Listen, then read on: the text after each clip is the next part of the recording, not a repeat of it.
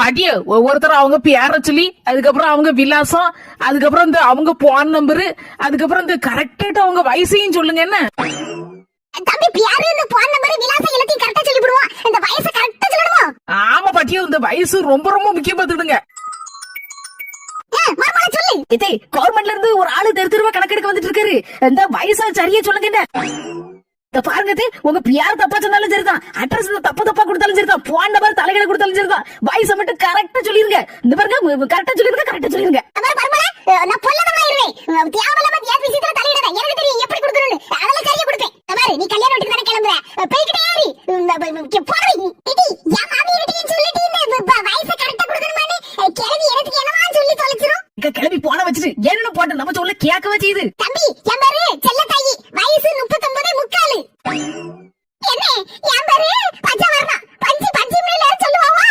என் வயசு 39.6. என் பேரு வெள்ளையம்மா, வயசு 39.4. என்னத்துக்கு கணக்கெடுக்காம தெரியலையா? என் மர்மட்ட கேட்டா சரியா இருக்கும். இது போன் பண்ணி கேப்போம். ஹலோ மர்மல, என்னது எதுக்கவா?